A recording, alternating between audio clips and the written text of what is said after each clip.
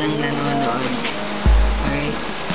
Ginawa ko itong video nito kasi ang video na to ay isang message video para sa taong pinakamamahal ko. Humihingi na ako ng pasensya sa mga ibang tao na hindi ma-appreciate itong ginagawa ko at ng cornyhan. Mga sir, mga ma'am, sorry po.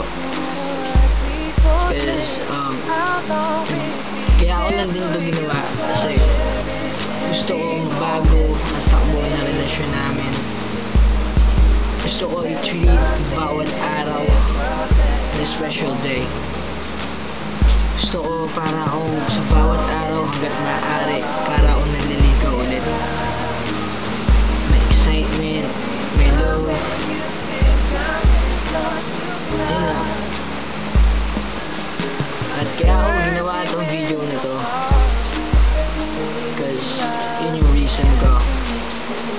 Kumbaga, inaalay ko to sa taong mahal ko at gusto ko sa lahat ng makapanood malaman yung nararamdaman ko.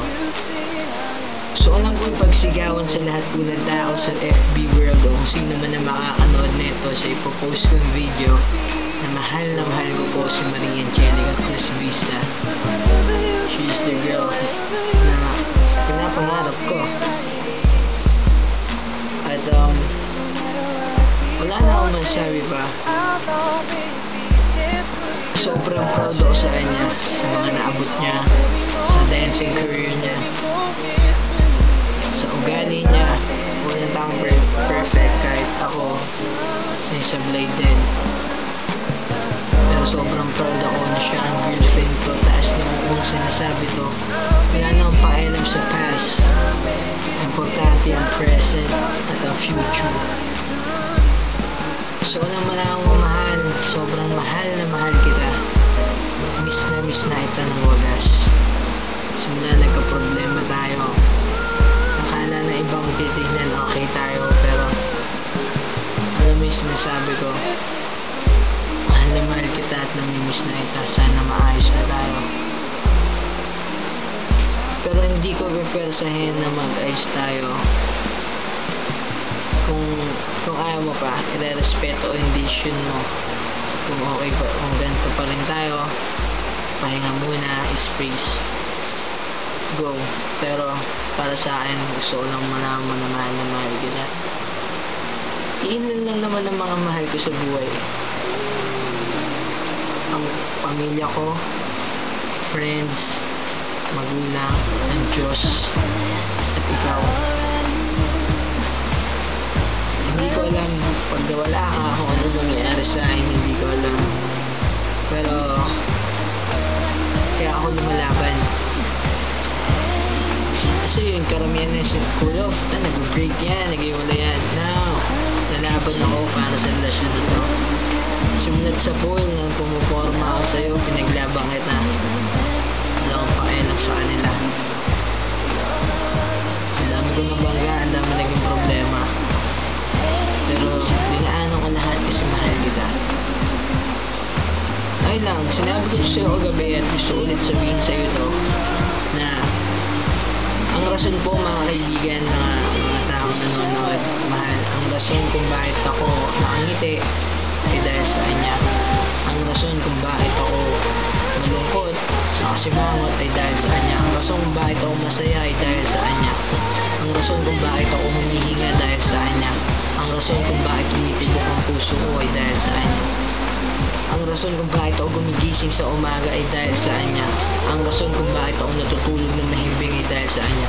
Ang rason din po kung bakit ako gumagawa ng mga bagay na inspired ako dahil sa kanya. Kung bakit ako nag-aaral dahil sa kanya na maayos.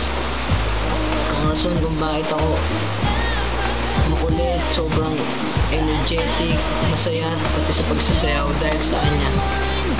Inspired ako dahil sa kanya. Ang rason kung bakit ako nabubuhay sa mundo, isa sa pinakamalaking rason ay dahil sa kanya.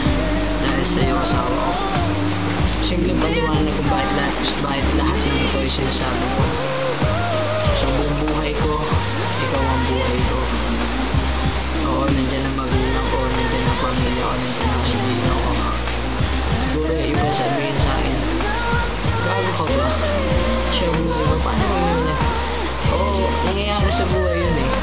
Nag-break up. Pero sa ngayon, kahit ano sabihin nila, ikaw ang buhay ko, hindi ko kayang mawala ka. Sobrang bullshit ako pag nawala ka. Sobrang mapapaning ako. Yun lang. Miss na kita. At mahal na mahal kita. Pasensya na. Madilim ang video at nagawa ko ito. Pasensya na sa lahat. Peace tayo. Okay?